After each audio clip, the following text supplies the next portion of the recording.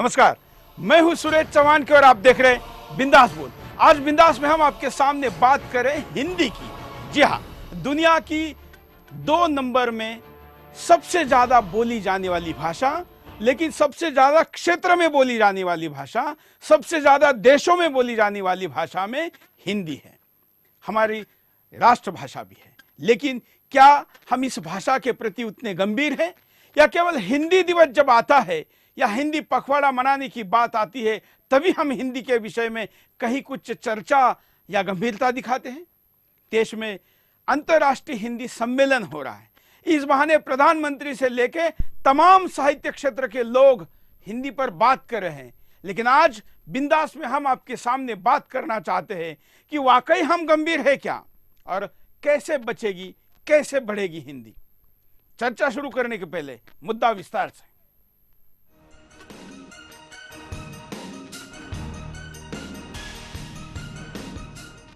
हिंदुस्तान में ही हिंदी भाषा की हालत इतनी दयनीय हो गई है कि हिंदी भाषा आज दुखी है। हिंदी साहित्य को आज युवा पीढ़ी ने तिलांजलि दे दी है। आज हालात ये हो गए हैं कि हमें हिंदी भाषा को बढ़ावा देने के लिए विश्व हिंदी सम्मेलन का आयोजन करना होता है। लेकिन आज जिस तरह कुछ लोग अंग्रेजी बोलकर गर्व का अनुभव करते हैं और हिंदी भाषा को हे दृष्टि से देखते हैं, हम ये नहीं कह रहे हैं कि अंग्रेजी बोलना या पढ़ना गलत है, लेकिन जिस प्रकार से हिंदी भाषा की उपेक्षा की जाती है वो कहीं न कहीं सवाल जरूर खड़े कर देता है। क्योंकि हमें आज हिंदी को सम्मान दिलाने के लिए अपनी आवाज बुलंद करना पड़ रहा है। क्यों हम हिंदी भाषा, हिंदी साहित्य को वो सम्मान नहीं दे पाते जो असल में हिंदी भाषा को मिलना चाहिए? आज बड़े बड़े शॉपिंग मॉल्स हो या फिर छोटी सी किताब की दुकान, हर जगह अंग्रेजी लेखकों की बहुत सी किताबें आपको देखने को मिलेगी, लेकिन हिंदी भाषा की रचनाएं नहीं मिलती।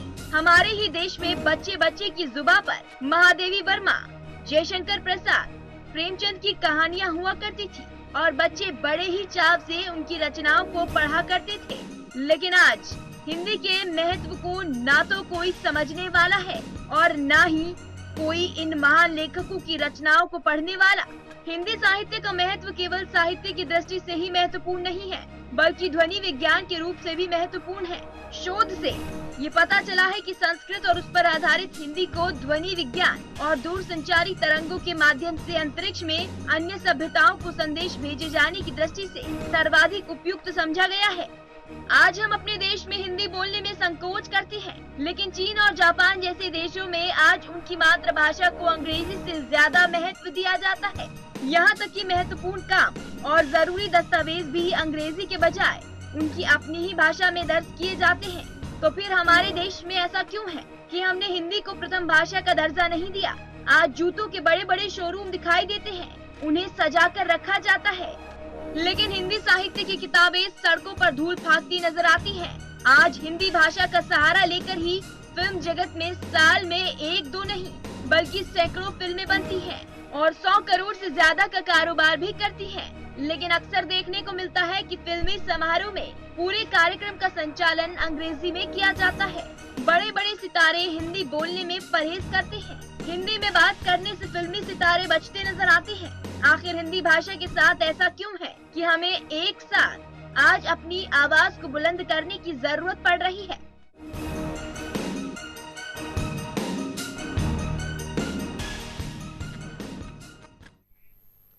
हिंदी कितनी समृद्ध है।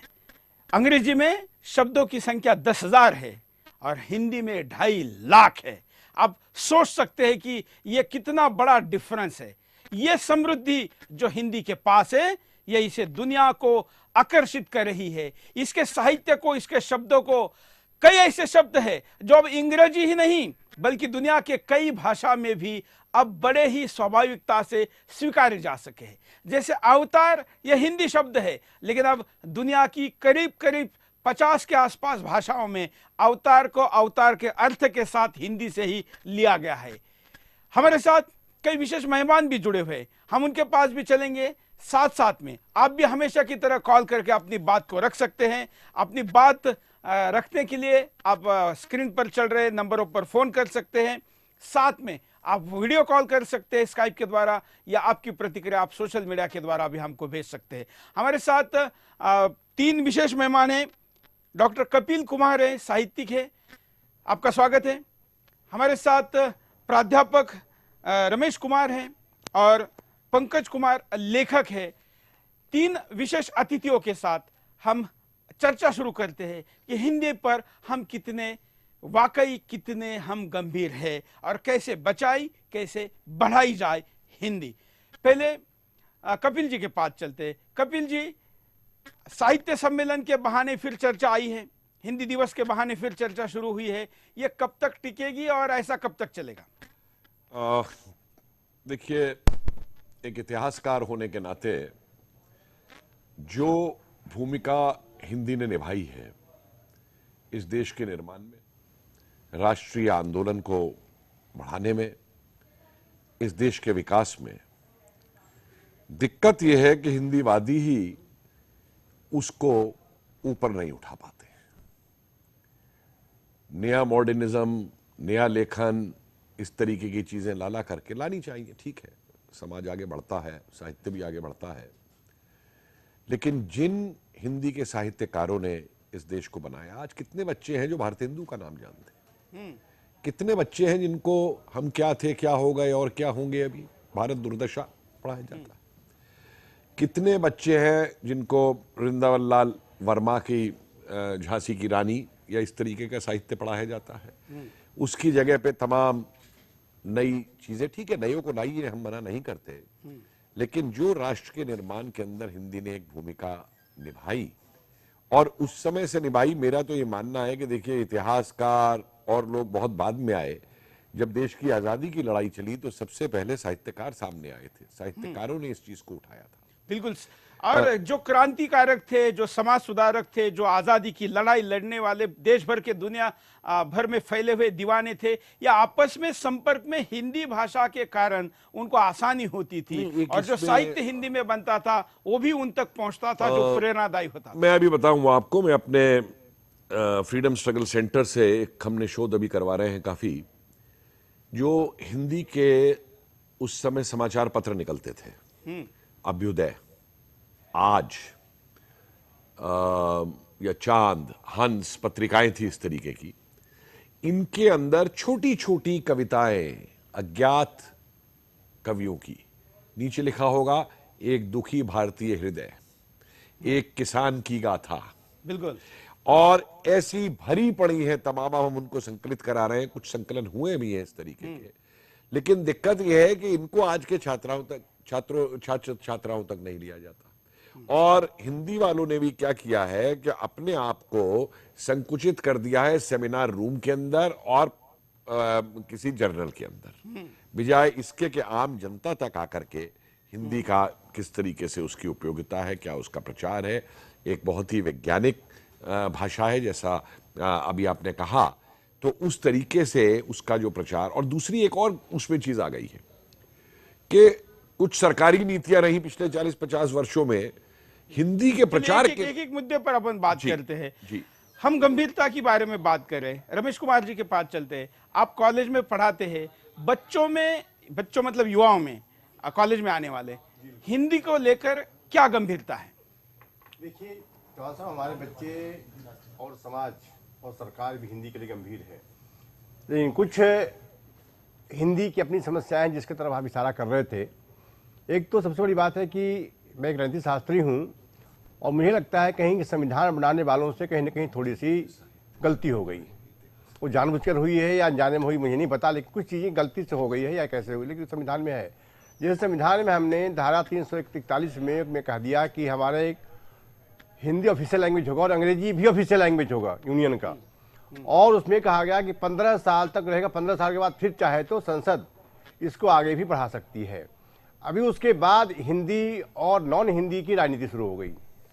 अभी आपने देखा कि जो राजनीति होते थे यहाँ तक आई, क्योंकि हमारे यहाँ पर जो राज्य बने वो भाषाई आधार पर बने, और इसलिए जब आजादी मिली तो कई दशकों तक कई राज्यों में तो हिंदी बोलने वाले को मारपीट करते थे ना। वो सिलसिला क्यों हुआ? क्योंकि राजनीति शुरू हुई और आज भी राजनीति जारी है। अभी आप देखते हैं कि सीसेट के एग्जामिनेशन भी हुआ, हिंदी वालों को दूसरे दर्जे का नागरिक, दूसरे दर्जे का स्टूडेंट और दूसरे हीन भावना से उनको ग्रसित कर दिया गया। आज भी आपने देखा CSET का मूवमेंट शुरू हुआ, यूपीएससी जैसी जो सेंट्रल गवर्नमेंट अपॉइंट करती है उस CSET के पेपर ऐसे बनाए गए जो अंग्रेजी और अंग्रेजी से हिंदी में, अंग्रेजी से भी मुश्किल हिंदी आ गई। लेकिन अब तो बदलाव हो गया है, अब तो हिंदी बच्चों के लिए हो गया, लेकिन हिंदी सर, बच्चों के लिए हिंदी आज भी एक सरल हिंदी नहीं हो पाया है, हिंदी का सरलीकरण नहीं हुआ है। हिंदी आज भी हमारे देश में एक लिंक लैंग्वेज नहीं बन पाया है, जबकि अंग्रेजी एक ग्लोबल लिंक लैंग्वेज है। हिंदी आज भी हमारे लिंक लैंग्वेज नहीं बन पाया आज़ादी करीब 65 साल बाद, और 1965 तक जब तक हिंदी को 15 साल के लिए अंग्रेजी को दर्जा दिया गया दोनों को, 1965 के बाद 50 साल हो गए, हमें हिंदी को अच्छी तरह स्थापित हम नहीं कर पाए हैं। और मुझे लगता है पंकज जी, आपने पुस्तक लिखा है हिंदी में। आज अगर हम दिल्ली जैसे शहर में जाते हैं, इधर से उधर कहीं पर भी, तो चौराहे पर छोटे छोटे बच्चों से लेके बड़े बड़े अच्छे टाई पहने हुए लोग भी पुस्तक बेचने के लिए शीशे के पास आते, गाड़ी के, और दिखाते, उसमें एक भी हिंदी पुस्तक नहीं होता। बिल्कुल ठीक कह रहे हैं आप। हिंदी की असल में स्थिति ये रही है, जैसे स्वतंत्रता प्राप्ति के पश्चात जो हमारे एक सनातनी एक व्यवस्था रही है पाखंड की, वो हमारी शिक्षा और भाषा और संस्कृति में भी प्रवेश की गई। हमारे यहाँ एक ऐसी मान्यता सी हो गई है अब, जो अगर हम अपनी मूल भाषा में शिक्षा को इतना दोयम दर्जे का हमने बना दिया है कि आज गरीब से गरीब जो और समाज के निचले स्तर पर बैठा हुआ व्यक्ति भी अपने बच्चे को उन विद्यालयों में प्रवेश नहीं दिलाना चाहता जिसमें कि हिंदी माध्यम से उनकी शिक्षा हो रही हो। उच्च स्तर पर तो, शीर्ष स्तर पर तो एक जो, क्योंकि सरकारों ने उसको ये आश्वस्त नहीं किया कि तू हिंदी सीखने के बाद भी कमा सकता है, सम्मान प्राप्त कर सकता है, उपजीविका कर सकता है। और आपने जो बात कही सनातन पाखंड की, तो हमारे यहाँ पाखंड सनातन नहीं था, कुछ समय खास करके जो गुलामी का कुछ काल रहा उससे शुरू हुआ था। हमारे पास कॉलर है, उनके पास भी चलेंगे, कुछ लोगों की प्रतिक्रिया है, वो भी देख लेते हैं।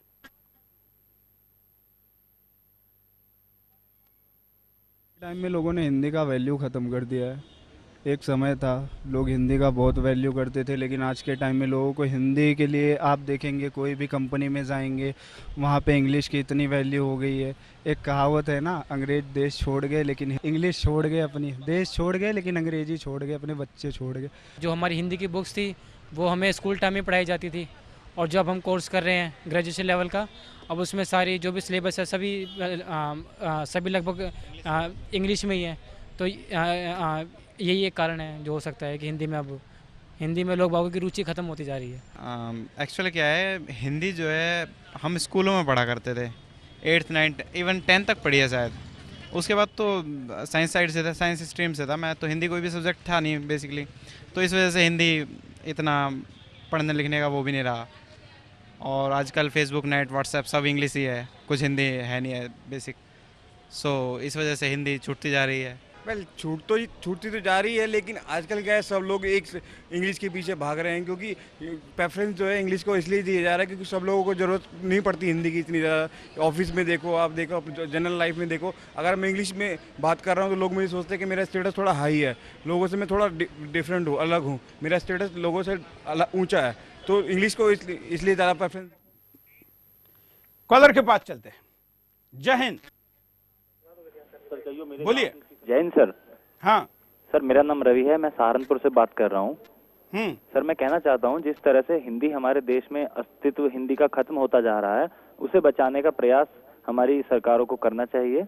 और उसको, जैसे हम उसको राष्ट्रभाषा कहते हैं, तो उसको राष्ट्रभाषा के तौर पर सभी सरकारी कार्यालयों में उसको अच्छे से उसका इस्तेमाल किया जाना चाहिए सर। जो जो उर्दू के शब्द हैं और अंग्रेजी के शब्द हैं, इनको पूरी तरह से हटा के हिंदी को पूरी तरह से लागू किया जाना चाहिए, और शिक्षा में भी। धन्यवाद।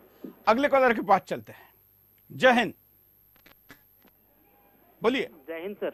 हाँ सर, मैं ये कहना चाहता हूँ सर कि हिंदी की सर आज एकदम से पूरी तरह सर हमारे बीच में सर विलुप्त होती जा रही है सर, और युवाओं का सर जैसे कि एकदम पूरा मोह हिंदी से भंग हो चुका है सर, हर सब अंग्रेजी की तरफ भाग रहे हैं सर। इसके लिए सरकार को सर चाहिए कि कुछ ऐसी नीतियां बनाई जाए, कठोर कदम उठाए जाए, जिससे हम कि हिंदी हमारी मातृभाषा है और उसे हम युवाओं के बीच में अच्छी तरीके से फैला सके और वो जीवित रहे सर। नहीं तो आने वाले समय में हिंदी भाषी अल्पसंख्यक हो जाएंगे सर। इसके लिए हमारी सरकार को चाहिए कि वो कुछ ऐसे कदम उठाएं जिससे कि हिंदी का व्यापक स्तर पर प्रचार हो। धन्यवाद।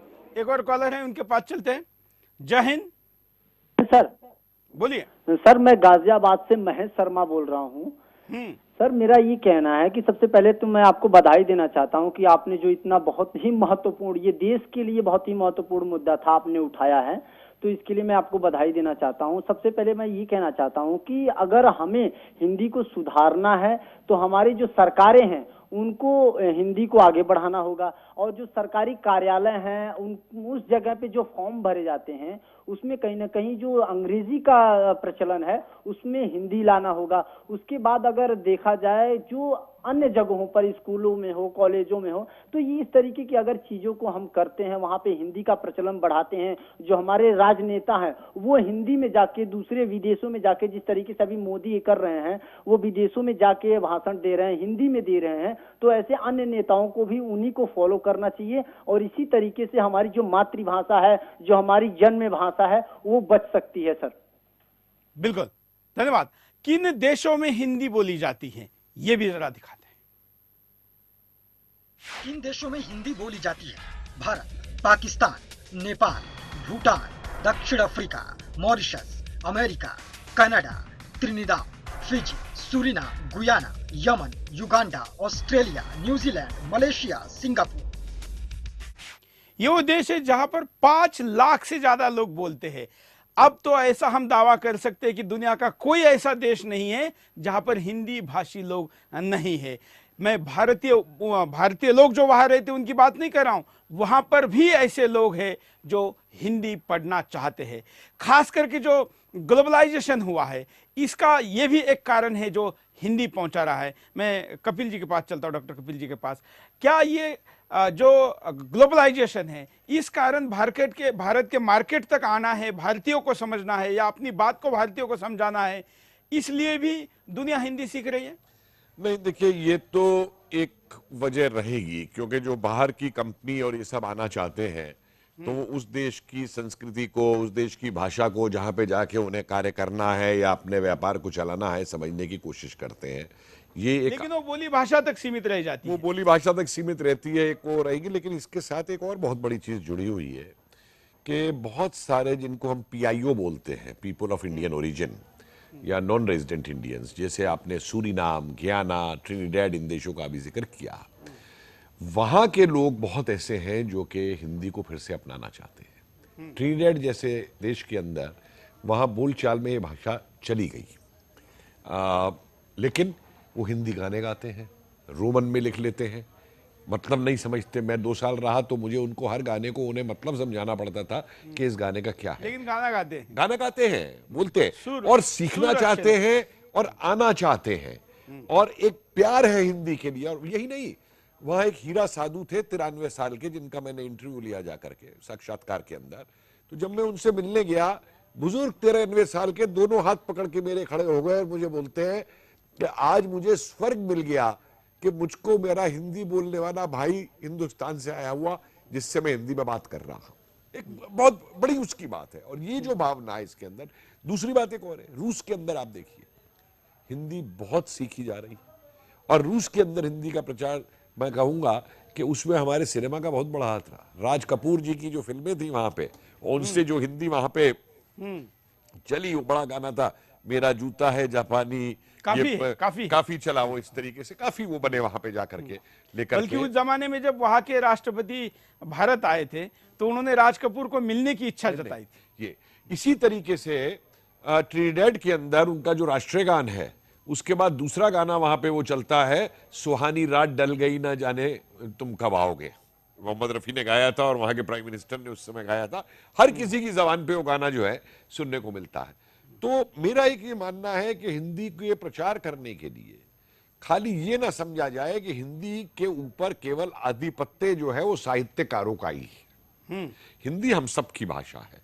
मैं इतिहास जब तक आम लोग नहीं उसको और मानसिकता, देखिए आज मानसिकता क्या हो गई 47 के बाद में, जो सरकारों का जो आपने जिक्र किया, मानसिकता ये बन गई कि पुलिस वाले से अगर आप हिंदी में बात करते हैं तो आप पे डंडा उठाता है, और आप उससे अंग्रेजी में बात करते हैं तो ऐसे सहम जाता है। सर ये गुलामी की मानसिकता जो है, और ये हिंदी भाषा ही नहीं, ये हर भारतीय भाषा के साथ मेरा ये कहना है, चाहे वो तमिल हो, चाहे बंगाली हो, चाहे कन्नड़ हो, चाहे मराठी हो, हर भारतीय भाषा को जो उसके क्षेत्र में उसका जो स्तर है, उस स्तर मिलना चाहिए। और एक प्रधानमंत्री जी ने कल बहुत अच्छी बात कही कि उन्होंने कहा कि जो भारतीय भाषाओं के अंदर अन्य शब्द हैं, हिंदी को भी उनको शब्दों को अपनाना चाहिए। अब अंग्रेजी के विकास का एक कारण देखिए, वो जहां गए उन्होंने अंग्रेजी इस दृष्टि से फैलाई कि उन्हें वहां पे राज करना था, वहां की सभ्यता खत्म करनी थी, वहां की संस्कृति खत्म करनी थी, वहां की भाषा खत्म करनी थी। तो उस प्रक्रिया के अंदर उन्होंने वहां की कई चीजों को अपने बीच में भी, अब घेराव शब्द है, अंग्रेजी के अंदर घेराव शब्द जो है डिक्शनरी के अंदर मौजूद है, कई हिंदी के शब्द जो हैं जो समावेश कर गए अंग्रेजी काफी क्योंकि उनके पास तो शब्द ही नहीं है बना करके। तो और जिस तरीके का आज भी देखिए जो हिंदी के स्वर हैं और जिस तरीके से हम बात करते हैं, वो अंग्रेज वो तुम नहीं कह सकते, वो तुम कहेंगे, तुम क्या करता है, तुम क्या करते हो, वो मतलब जो वैज्ञानिक तरीके से भी एक स्वरों की वाणी की और शब्द है। तो इसके लिए अब मैं आपको एक छोटा सा उदाहरण देता हूं। मेरा माध्यम हिंदी था मेरी एमए की परीक्षा तक, और जब मैं दिल्ली में आया अपना शोध करने के लिए, तो दिल्ली के कुछ लोगों को जो बड़े बड़े विद्वान माने जाते हैं, उनको हमसे साथ बैठ के एक कप चाय पीने में दिक्कत होती थी, उनको हमसे हेलो करने में दिक्कत होती थी। ये मेरठ गाजियाबाद के लोग ये क्या इतिहास जानते हैं, ये तो हिंदी वाले हैं। और एक तिरस्कार की दृष्टि से जो हम देखते हैं, तो सबसे पहले देश के अंदर ये मानसिकता बदलनी होगी कि जो भी व्यक्ति, चाहे वो हिंदी हो, चाहे वो उसके अपनी प्रदेश की भाषा हो, हमको उस भाषा का आदर करना है और उसको वो मान्यता देनी है, और ये मान के चलना है कि हर भाषा का अपना साहित्य है, हर भाषा के अंदर विद्वान लोग हैं, और केवल उसी आधार पर हमारा व्यक्तित्व भी बनना है। बिल्कुल, और इसलिए ये ज्यादा जरूरी है। रमेश जी के पास चलते हैं। रमेश जी, जब हम बात करते हैं भाषा का आग्रह इतना क्यों, मुझे फेसबुक पर किसी ने लिखा कि आप बिंदास करने जा रहे, कई और भी मुद्दे हैं, भाषा का इतना आग्रह क्यों? तो मैंने उसको समझाया कि हिंदुस्तान का जो साहित्य हिंदी में लिखा है, अगर कोई व्यक्ति हिंदी भाषा बोलना छोड़ दे और इंग्लिश बोलना सीख ले, तो वो साहित्य उसके लिए तो अंधकार हो गया, वो उसको पढ़ ही नहीं पाएगा, समझ ही नहीं पाएगा। जैसे कुछ साहित्यकारों के नाम इन्होंने लिए, तो केवल व्यक्ति नहीं, उनकी उपलब्धि भी नहीं समझ पाएगा। और इसलिए हमारे गौरवशाली अतीत को अगर समझना है तो हमको हमारी भाषा भी समझनी होगी। छत्रपति शिवाजी महाराज के बारे में साहित्य जितना मराठी में और हिंदी में है, अगर ये दो भाषा किसी व्यक्ति को नहीं आती है, तो अंग्रेजी में उनके बारे में जो लिखा भी होगा वो उस भावार्थ से नहीं आएगा जो आना चाहिए, तो आप शिवाजी को नहीं समझ पाएंगे। यही बात हर महापुरुष के बारे में भी होगी, विचार के बारे में भी होगी, और स्थिति के बारे में भी होगी। क्या आज के बच्चे इस बात को समझते हैं? रमेश जी, देखिए, आज के बच्चे को इन चीज़ों को समझाने के, मैं पिछले राउंड में भी कहा था कि इसके लिए सरकार और सरकारी नीति दोषी है। अभी अब कौरव लोगों ने कहा कि सरकार की नीति भी इसके लिए दोषी रही है। और मैं हिंदी के प्रति जो हीन भावना पैदा कर दी गई है, जैसा कभी कपिल कुमार जी ने भी कहा कि भाई जो अंग्रेजी जो थोड़े से मुट्ठी में अंग्रेजी बोलने वाले हैं, वो बार बार अपना वर्चस्व को बनाए रखने के लिए हिंदी वालों पे हीनता का बोझ बनाए रखना, उसको बिल्कुल सस्टेन करना भी चाहते हैं। अब सरकार के जो अभी सरकार हमारी है, उसने बहुत अच्छा प्रयास किया, कर मोदी जी ने भी काफ़ी जोर दिया इस हिंदी के प्रचार प्रसार पे। अब बहुत जरूरी है कि हिंदी हमारी कैसे बचेगी, कैसे बढ़ेगी, बची हुई तो है, बढ़ेगी कैसे। बढ़ाने के लिए हमें लगता है कहीं ना कहीं कि हिंदी को सभी पूरे हिंदुस्तान के स्कूल में मैंडेटरी बनाना होगा। जब तक मैंडेटरी नहीं बनेगा। कॉलर है, जय हिंद, बोलिए। हाँ, बोलिए। हाँ, जहाँ तक हिंदी के विकास की बात है, जब तक हिंदी भाषा को रोजी और रोटी से नहीं जोड़ा जाएगा, तब तक हिंदी का विकास नहीं हो सकता है। हिंदी को हमें प्रयोजन मूलकता से जोड़ना पड़ेगा। हिंदी केवल हिंदी साहित्य से ही जुड़कर आगे नहीं बढ़ सकती है। हिंदी में विभिन्न विषयों से संबंधित पुस्तकों का होना आवश्यक है। जैसे ही किसी भाषा को रोजी रोटी से जोड़ दिया जाता है, जनमानस उसकी ओर अपनी ओर अपने आप उन्मुख हो जाता है, उसका वो अध्ययन करने लगता है, उसको अच्छे ढंग से पढ़ने लगता है, और उसमें एक स्वाभिमान का भाव भी जग जाता है। केवल साहित्य लेखन के माध्यम से हिंदी को अधिक लंबे समय तक हम पूरे विश्व के पृष्ठभूमि पर नहीं ला पाएंगे। आज हमें देख रहे हैं कि जितनी भी परीक्षाएं हो रही हैं, चाहे प्रशासन की हो, चाहे अन्य क्षेत्रों की हो, बिल्कुल इस मुद्दे पे चर्चा की अभी हमने। त्रिपाठी जी, क्या आप जो कह रहे हैं कि पेट के साथ जोड़ा जाए, उसके रोजगार के साथ जोड़ा जाए, लेकिन रोजगार के साथ जोड़ेंगे तो सीमित रह जाएगी। उसकी जो अमीरी है, उसकी जो विद्वत्ता है, उसकी जो हम कहे कि जो सही मायने में हिंदुस्तान के लोगों के लिए अगर फायदे की बात हो सकती है तो उसका जो साहित्य है ये भी तो जाना चाहिए ना। हाँ हाँ, आपका कहना बिल्कुल ठीक है। साहित्य से तो हम जुड़े ही हैं, हमको साहित्य से अब ज्यादा जोड़ने की आवश्यकता नहीं है। साहित्य से हम जुड़े हैं और साहित्य से हम जुड़े रहेंगे। साहित्य से जोड़ने का काम राजनीति का नहीं है। साहित्य अपनी गति से चलता है, साहित्य विद्वानों के माध्यम से चलता है, लेकिन रोजी रोटी को सिर्फ राजनीति के माध्यम से ही रोजी रोटी से किसी भाषा को जोड़ा जाता है। आज दुनिया में अंग्रेजी तो ज्यादा आगे बढ़ गई है, बिल्कुल रोजी रोटी के कारण बढ़ गई, वो साहित्य के माध्यम से नहीं बढ़ी है। अगर रोजी रोटी से हटा दिया जाए और केवल साहित्य के स्तर तक अगर हम अंग्रेजी को रखें, अंग्रेजी कोई पढ़ेगा नहीं, कोई जानेगा नहीं, कोई सीखेगा नहीं। और केवल अंग्रेजी के सार्थक हिंदी को आप मान्यता देकर देख लीजिए, पूरे हिंदी भाषी राज्यों में आपको अंग्रेजी का नाम लेने वाला कोई नहीं मिलेगा।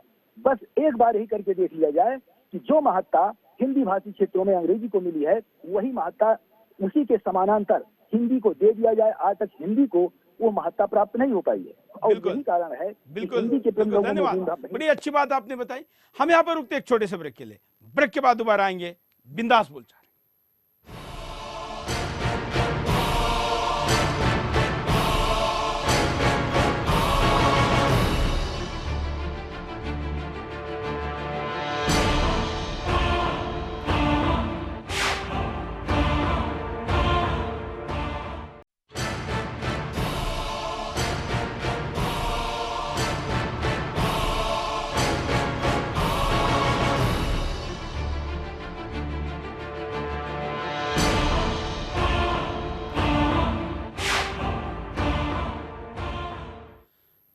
ब्रेक के बाद आपका एक बार से स्वागत है। आप देख रहे हैं बिंदास बोल, और बिंदास में हम आपके सामने मुद्दा लेकर आए हिंदी। कुछ रोचक बातें आपको बताते हैं। हिंदी से जुड़ी महत्वपूर्ण बातें। भारत और अन्य देशों में 60 करोड़ से अधिक लोग हिंदी बोलते, पढ़ते और लिखते हैं। 14 सितंबर 1949 को हिंदी को राजभाषा का दर्जा दिया गया। संविधान सभा ने हिंदी को माना संघ की राजभाषा। हिंदी को प्रचारित करने के लिए राष्ट्रभाषा प्रचार समिति वर्धा के अनुरोध पर सन 1953 से पूरे भारत में 14 सितंबर को प्रतिवर्ष हिंदी दिवस के रूप में मनाने का निर्णय लिया। विश्व हिंदी सम्मेलन की शुरुआत 10 जनवरी 1975 को नागपुर से हुई। हिंदी को राष्ट्रभाषा का दर्जा हासिल नहीं है। भारत में 55.14 करोड़ लोगों की पहली भाषा हिंदी ही है। दुनिया में तीसरी सबसे ज्यादा बोली जाने वाली भाषा हिंदी है। दुनिया में करीब 80 करोड़ लोगों की पहली भाषा हिंदी है। विज्ञान तकनीक के क्षेत्र में हिंदी का प्रयोग न के बराबर है। व्यापार और बाजारवाद की अंतर्राष्ट्रीय भाषा अंग्रेजी है, लेकिन भविष्य में हिंदी की स्थिति मजबूत हो रही है। शुद्ध हिंदी के जानकारों की संख्या में कमी आई है। हिंदी से अभी गलती से दुनिया की 3 नंबर की भाषा कहा है, वास्तव ये दुनिया की 2 नंबर की भाषा है। 2 नंबर पर दुनिया में सबसे ज्यादा लोग, 1 नंबर में चाइनीज है, 2 नंबर में हिंदी है। चाइनीज एक ही देश तक सीमित है और बहुत थोड़ी मात्रा में दूसरे देशों में बोली जाती है। हिंदी भारत के साथ दुनिया के 100 से ज्यादा देशों में बड़ी मात्रा पे बोली जाती है और 50 ऐसे देश है जहां पर 5 लाख से ज्यादा लोगों के द्वारा बोली जाती है। हमारे साथ कॉलर भी जुड़े हैं, हमारे साथ कुछ वीडियो भी हमारे पास आए हैं। हम आपको एक वीडियो दिखाते हैं, कैसी स्थिति है हमारे यहाँ पर साहित्य की और खासकर भाषाई साहित्य की।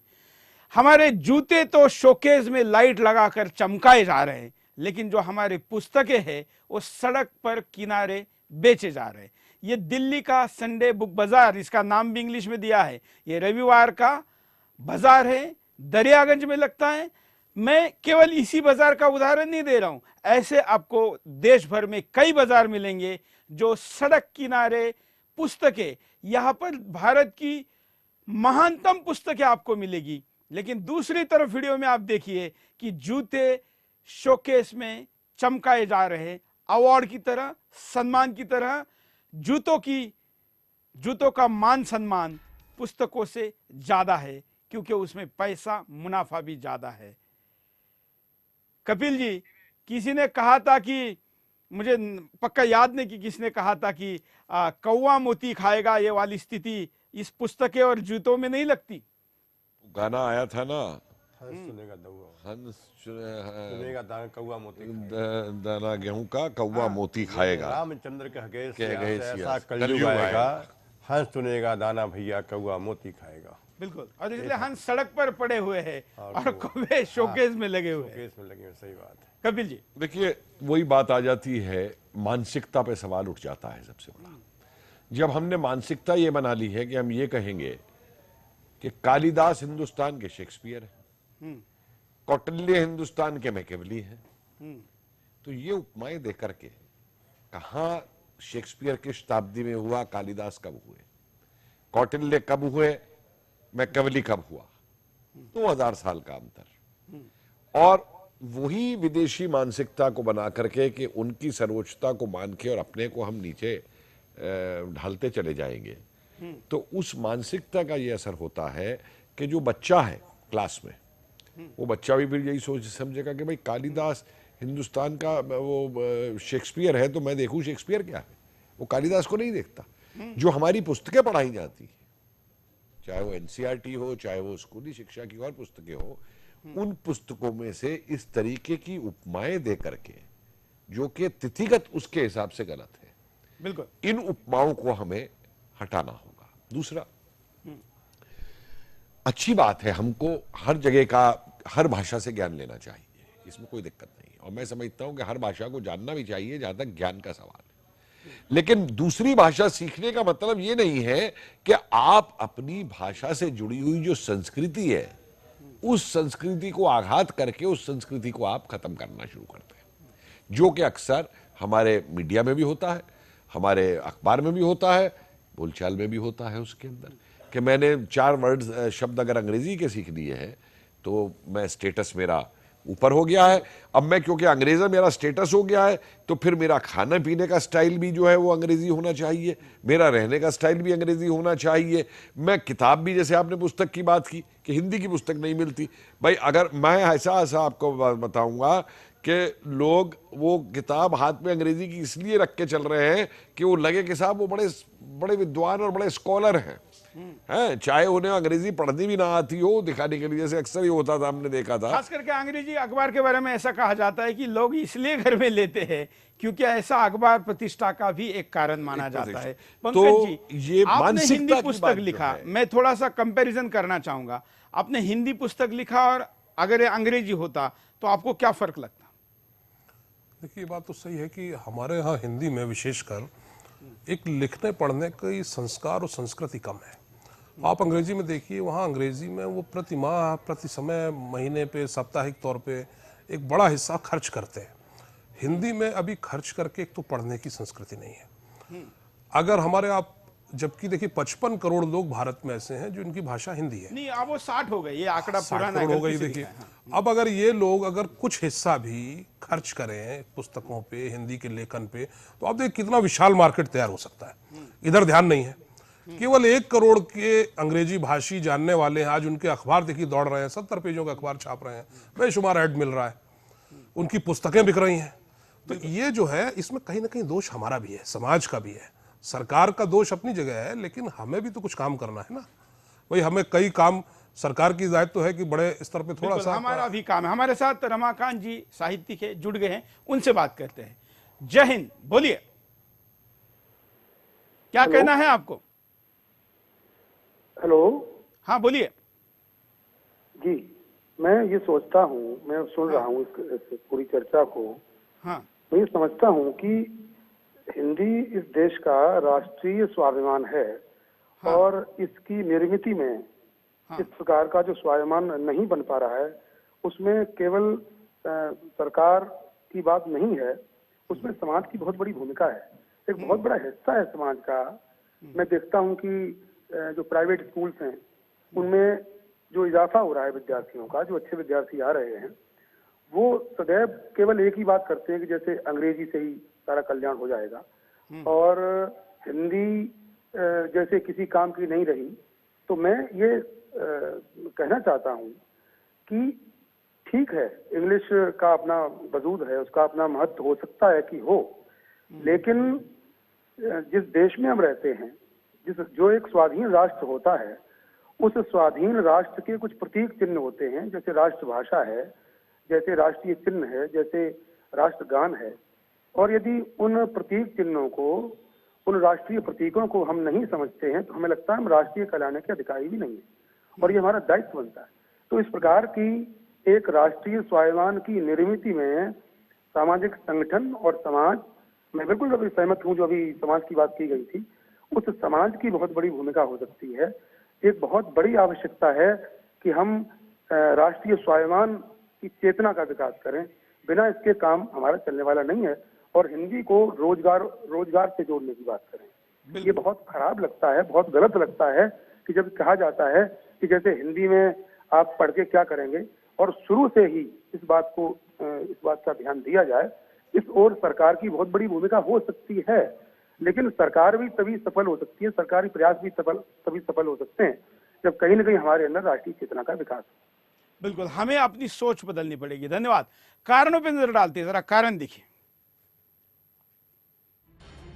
हिंदी सम्मेलनों का मतलब सिर्फ खाना पूर्ति। मंत्री जनरल वीके सिंह भी ये बता चुके हैं कि अब तक हिंदी सम्मेलन सिर्फ खाना पूर्ति ही रहे, क्योंकि ज्यादातर हिंदी सम्मेलनों में सिर्फ लेखक अपनी किताबों की बकवासबाजी में ही व्यस्त रहते हैं। लेखकों के निजी स्वार्थ की भेंट चढ़ते हिंदी सम्मेलन। हिंदी सम्मेलनों में लेखक ज्यादातर अपनी किताबों और प्रकाशनों के लिए सब्सिडी के जुगाड़ में लगे रहते हैं। उन्हें ना तो हिंदी के प्रचार से कोई मतलब होता है और ना ही प्रसार से। हिंदी की कमाई खाने वाले हिंदी को शर्मसार करते कितने ही फिल्मी सितारे हों, हिंदी का ही खाते हैं, मगर इन्हें हिंदी बोलने में शर्म आती है। कई ऐसे साहित्यकार भी हैं जो हिंदी के नाम पर खाते हैं, लेकिन हिंदी बोलने से उतनी ही घृणा करते हैं जितनी अंग्रेज हिंदुस्तानियों से करते थे। हिंदी में अच्छा साहित्य ना मिलना। हिंदी लेखन को कई साहित्यकार उच्च कोटि का नहीं मानते। इस वजह से हिंदी साहित्यकार अपने साहित्य का सही प्रचार नहीं कर पाते। वैसे भी हिंदी में अच्छी पुस्तक मिलना मुश्किल हो जाता है। हिंदी साहित्य लिखने वालों की कमी। आज देश में अच्छे हिंदी लेखक नाम मात्र के हैं, अगर हैं भी तो गुमनामी जिंदगी बिता रहे हैं, क्योंकि ना तो उन्हें पढ़ने वाला कोई है और ना ही उन्हें सुनने वाला। रमेश जी के पास चलते हैं। रमेश जी, क्या आज ये भी तो माना जा सकता है कि हिंदी का, इंग्लिश का कितना भी समर्थक क्यों ना हो, लेकिन अगर उसको अपने प्रेयसी से बात करनी है तो हिंदी से अच्छी भाषा नहीं हो सकती। अपनी माँ से बात करनी है, या यूं मैं कहूँ कि अभिव्यक्ति की भाषा उसकी हिंदी ही है। बिल्कुल, मैं आपसे सहमत हूँ। हिंदी में जितना बढ़िया अपने भावनाओं, जो है खुशी हो, गम हो, दुख हो, प्यार हो, अपनापन हो, ये तमाम, और बल्कि हिंदी जो भी जिस भी क्यों मातृभाषा कहते हैं, मातृ से बड़ा प्यार का कोई चिन्ह नहीं है। तो जो प्यार की जो संवाद है वो अपनी भाषा में हो तो उससे उत्तम कोई उपाय नहीं हो सकता, पहली बात। दूसरा, हिंदी एक हमारी एक प्राचीन भाषा है, भारत एक प्राचीन सभ्यता है, प्राचीन संस्कृति है। हिंदी में हमारे अच्छी पुस्तकों का, ग्रंथ का, महाग्रंथ का संकलन है। और बदनसीबी ये है कि हमारे हिंदुस्तान में इस पर रिसर्च होने के बजाय ये रिसर्च जर्मनी में, इटली में, फ्रांस में और ब्रिटेन में हो रहा है, पैमाने पर हो रहा है। मैं अभी जर्मनी जाके आया हूँ। दुनिया में अगर हिंदी का विभाग सबसे समृद्ध कहीं पर है तो जर्मनी में है। बिल्कुल। फ्रांस में भी शुरू हो गया है। वहां के विश्वविद्यालयों में हिंदी को लेकर सबसे ज्यादा बजट है, सबसे ज्यादा। और आपको पता है, अभी मैं जुलाई में गया था फ्रांस में, वहां के विश्वविद्यालय में हिंदी पढ़ाने वाला भारतीय नहीं है, चाइनीज है। और आप बताइए।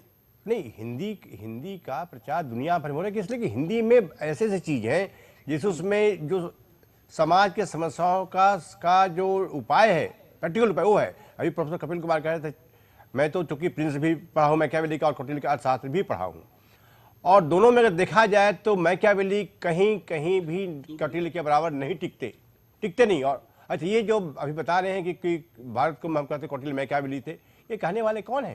ये बच्चों को बताता कौन है? हम बताते हैं बच्चों को। हम ये कालिदास शेक्सपियर, कौन बच्चा शेक्सपियर को नहीं जानता? हम कहते हैं कि कालिदास शेक्सपियर थे, जब कालिदास शेक्सपियर से बहुत पहले आ गए और चले गए।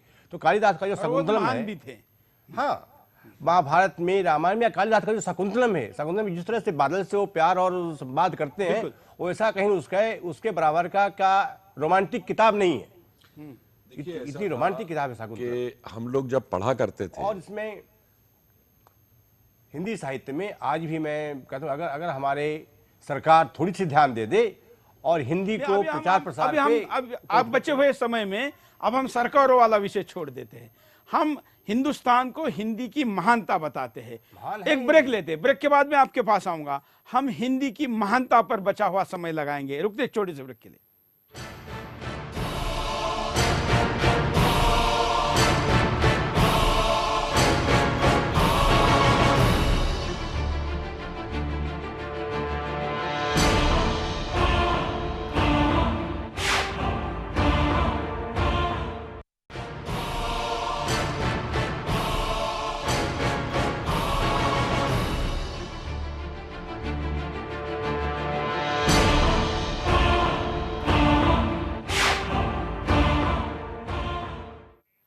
ब्रेक के बाद आपका एक बार फिर से स्वागत है। बात हिंदी की हो रही थी। हिंदी के पुस्तकों बेचने वाला क्या कहता है, देखिए।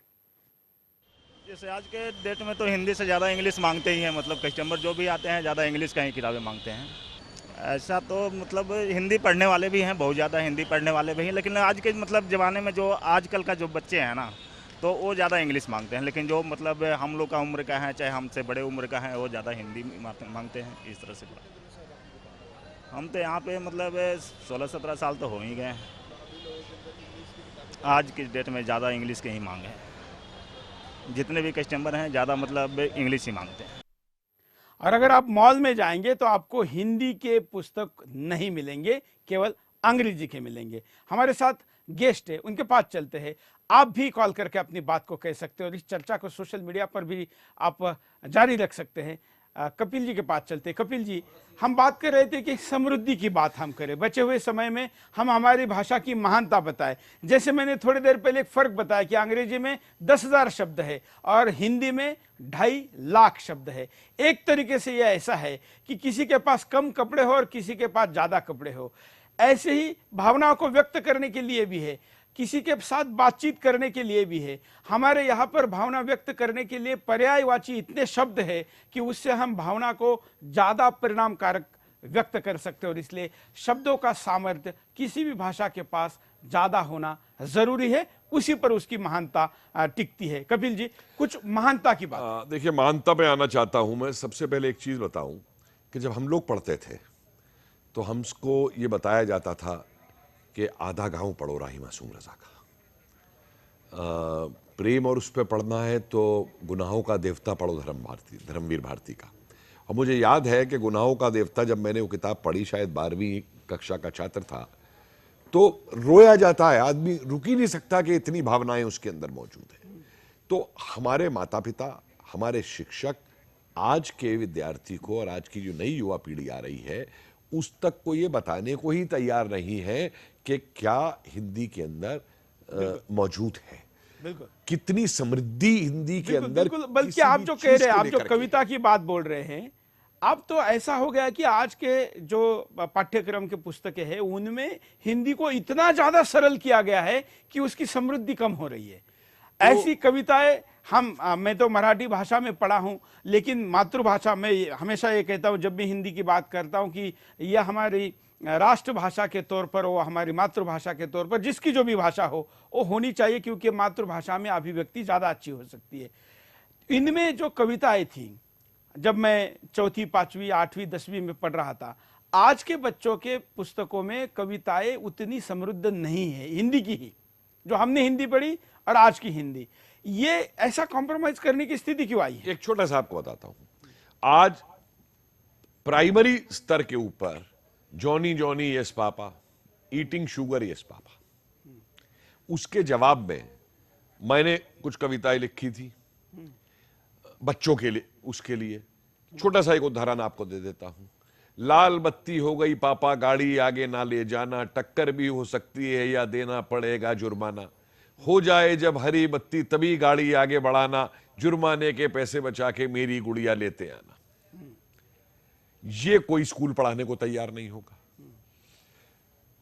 वो जॉनी जॉना, जैक एंड जिल, वो चाहिए। नहीं, मैं एक और उदाहरण आपको देता हूं। नहीं, इसलिए क्योंकि वहां से चीज उठती है बचपन से। हाँ, नहीं, जैसे जन्मदिन मनाने के लिए हैप्पी बर्थडे टू यू, ये वाली लाइन छोड़ के हिंदी के साहित्यकों का भी ये दोष है कि वो ऐसी कोई विधा, ऐसा कोई फॉर्मूला नहीं दे पाए। इंग्लिश बाजार वालों की भाषा है, इसलिए उन्होंने उसको फॉर्मेट में बदल दिया कि किसी का जन्मदिन मनना है तो वहां पर क्या हो जाएगा। हालांकि कुछ हमने ट्रिनिडेड में गाया, जब वहां हैप्पी बर्थडे टू हो रहा था तो हमने वो गाना गाया, हम भी अगर बच्चे होते खाने को मिलते लड्डू और दुनिया कहती हैप्पी बर्थडे टू यू, उस तरीके लेकिन से। हैप्पी बर्थडे टू आ गया उसमें। लेकिन जो हिंदी का पक्ष उसके अंदर आया, हाँ, और फिर दूसरा सुनाया कि तुम क्या कितने बड़े साहित्यिक वहां एकत्र हो रहे। मैं 2-3 साहित्यिकों से मेरी बात हुई भोपाल में, मैंने उनको यही सजेशन दिया कि आप इस पूरे कार्यक्रम से एक फॉर्मूला दीजिए इस बार कि किसी का जन्मदिन मनाया जाएगा तो ये सबसे अच्छा गीत हो सकता है,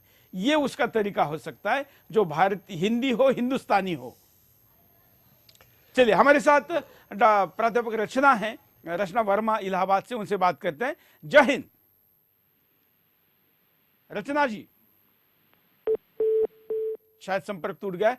हम परिणामों पर नजर डालते हैं कि जिस प्रकार का खेल हिंदी के साथ हो रहा है, ऐसा होता रहा तो क्या होगा, देखिए। हिंदी की कमाई खाने वाले हिंदी से घृणा करते रहेंगे, हिंदी की कमाई खाने वाले हिंदी से ही घृणा करते रहेंगे, क्योंकि उन लोगों को हिंदी बोलना तुच्छ लगता है। युवाओं में हिंदी लोकप्रिय नहीं हो पाएगी। युवाओं में हिंदी को लोकप्रिय बनाने के लिए हिंदी साहित्य को युवाओं तक पहुंचाना होगा, क्योंकि युवाओं में अगर कोई साहित्य लोकप्रिय नहीं होगा तो कैसे आप उसको आगे बढ़ाओगे। हिंदी संयुक्त राष्ट्र की भाषा नहीं बन पाएगी। हिंदी को संयुक्त राष्ट्र की भाषा बनाने के लिए हमें 137 देशों के समर्थन की जरूरत होती है, लेकिन हम अभी भी ऐसा नहीं कर पा रहे हैं, क्योंकि हम पूरी तरह से समर्पित होकर इस कार्य को करने में नहीं लगे। हिंदी को आधुनिक भाषा बनाने की कोशिशों का ना होना आज गूगल पर हिंदी देश में सबसे ज्यादा लोकप्रिय है। गूगल ने जैसे ही हिंदी में अपना सॉफ्टवेयर उतारा, गूगल को सर्च करने वालों की संख्या भारत में अचानक से बढ़ गई। हिंदी सिर्फ कुछ साहित्यकारों तक सीमित रह जाएगी। आज वैसे भी हिंदी के साहित्यकारों की कमी है, लेकिन लगता है कि आने वाले समय में युवाओं को हिंदी में किताबें नहीं मिलेंगी तो हिंदी कुछ ही लोगों तक सीमित रह जाएगी। हिंदी पर जो अपना नाम कमाते हैं, हिंदी पर जो पैसा कमाते हैं, वो हिंदी से कैसे बेईमानी करते हैं। एक वीडियो आपको दिखाते हैं। नाम है शाहरुख खान, अपना नाम और शोहरत सब कुछ कमाई हिंदी से, देखिए। And I think it's the greatest moment of my life that I've been told to talk about the greatest Indian actor in the history of Indian cinema. Ladies and gentlemen, I'm talking about the greatest Mr. Dilip Kumar. Not to have seen his films, which I'm sure you will go and see after you meet him tonight. Let me tell you a brief history of this great actor of Indian cinema. Born in Peshawar as Yusuf Khan in a Pathan family who moved to Maharashtra. The whole family moved to Maharashtra as fruit merchants. He started his career as an assistant manager in an army. तो ये तो आप भी देख चुके, हमने तो बस आपको याद दिलाने के लिए दिया है। हम पंकज जी के पास चलते। पंकज जी, हिंदी के द्वारा पेट भरते, हिंदी से पैसा कमाते, प्रतिष्ठा कमाते, स्टारडम कमाते हैं, और कितना दुर्भाग्यपूर्ण है कि जितने अवार्ड फंक्शन होते हैं, पुरस्कार के कार्यक्रम होते हैं फिल्मों के, उसमें वो अंग्रेजी में बोलते हैं। देखिए सुरेश जी, एक बात मैं बड़ी स्पष्ट बताऊं कि हिंदी को और हिंदी के लोगों को और हिंदी के समाज को अपनी शक्ति को समझने की आवश्यकता है। 60 करोड़ यदि भारतीय अगर तय कर ले, अगर ये चाह ले हिंदी भाषी, तो ऐसी कोई चीज नहीं जिस पे आप विवश न कर सको। एक हिंदी को सरल बनाने का एक नया ढोंग ये शुरू हुआ। यदि आप अंग्रेजी के अच्छे क्लिष्ट क्लासिकल शब्दों का इस्तेमाल करते हैं तो आप विद्वान कहे जाएंगे। हिंदी के अच्छे समृद्ध भाषा के शब्दों का प्रयोग करेंगे तो आप क्लिष्ट कहे जाएंगे। ये एक ड्रामा है। अच्छा, जहां तक ये अगर हिंदी के लोग तय कर लें कि 60 करोड़ लोग हैं, हमारी फिल्में हम देखेंगे हिंदी में और ये बात करेंगे अंग्रेजी में, यानी हिंदी के पैसे से कमा खा रहे हैं। अभी मैं कल रात को किसी से बात कर रहा था, जो कपिल जो हंसी मजाक का कार्यक्रम करता है, वो विदेश में गया था, तो लोग उसको हिंदी कार्यक्रम के तौर पर जानते हैं। वहां जाने के बाद उसने ज्यादातर अंग्रेजी में बात की, जैसे बाकी बॉलीवुड के लोग भी करते हैं। तो वो उस कार्यक्रम में जो $100 $500 का टिकट लेकर गए थे, उन लोगों ने कहा कि हमें निराशा हुई, हमें वो भाव नहीं आया उसके कार्यक्रम में जो हम टीवी पे देखते हैं। ये दिवालियापन भी इनके ध्यान में नहीं आता। तो उपाय क्या हो सकते हैं, उस पर नजर डालते हैं। हिंदी में हर विषय की पुस्तकें भारत में मिलनी चाहिए। आज कई विषय ऐसे हैं जिनकी पुस्तकें हिंदी में उपलब्ध नहीं हैं। छात्र हिंदी की पुस्तकें ढूंढते रहते हैं मगर उन्हें नहीं मिलती। हिंदी साहित्य को युवाओं तक पहुंचाया जाए। हिंदी काव्य हो या फिर गद्य, इन सभी को युवाओं तक पहुंचाने के लिए इसे युवाओं में लोकप्रिय बनाया जाए। हिंदी दिवस खाना पूर्ति ना रहे। अब तक के हिंदी दिवस तो ऐसे ही रहे, चाहे वो देश में हुए हों या फिर विदेश में। हिंदी दिवस में लोग आते हैं और आकर चले जाते हैं मगर उसके बाद कोई उसे जानने वाला नहीं है। हिंदी को संयुक्त राष्ट्र की भाषा बनाने पर जोर हो। हम कितने बड़े देश हैं, दुनिया में हिंदी तीसरी बड़ी भाषा है मगर अभी तक हिंदी संयुक्त राष्ट्र की भाषा नहीं बन पाई है। हिंदी संयुक्त राष्ट्र की भाषा न बन पाने का एक कारण उसके लिए लगने वाला बजट भी है, क्योंकि वहाँ पर जो कामकाज होगा उसको अगर हिंदी में ट्रांसलेट करना पड़ेगा तो उसके लिए जो ट्रांसलेटर और जो पूरा सिस्टम चाहिए उतना खर्चा भारत सरकार नहीं करना चाहती। लेकिन दुनिया के इतने छोटे से देश, शायद भारत में एक भी इतना छोटा राज्य नहीं है, उससे छोटे देश भी अपनी भाषा को वहाँ पर प्रमोट करते हैं। एक और पहचान हिंदी खोने जा रही है या हमारी संस्कृत भी खोने जा रही है। हमारे शब्दों को, हमारे यहाँ के लिपि को बाहर अरेबिक के तौर पर अब आइडेंटिफाई करने के लिए भी एक बड़ा षड्यंत्र चल रहा है। अगर हम उससे अपने आप को नहीं बचाएंगे तो जहाँ पर दुनिया की पहली भाषा, जहाँ पर दुनिया की पहले शब्द तैयार हुए, लिपि तैयार हुई, अंक तैयार हुए, गणित तैयार हुआ, वो अपनी पहचान भुला देगा। क्या हम अपनी पहचान भुलाना और अपनी पहचान समझना, इसके लिए भी हिंदी नहीं सीखेंगे? सीखना जरूरी है। तीनों अतिथियों का आभारी हूँ, अपने टाइम निकाल आज के कार्यक्रम में आए। दर्शकों से भी अपील है कि क्यों ना हम हिंदी के प्रचार के लिए हमारे बोली भाषा में, मैंने तो प्रयास किया पिछले कई सालों से कि मेरी बोली भाषा में जितने अंग्रेजी शब्द आते हैं, उर्दू शब्द आते हैं, उनको पर्यायवाची अच्छे हिंदी शब्द में लाऊं, और मैं ला पाया हूं। क्यों ना हम सब मिलकर तय करें तो यह हिंदी की समृद्धि सुनने वालों के मन में घर कर जाए। आज के लिए इतना है। जय हिंद।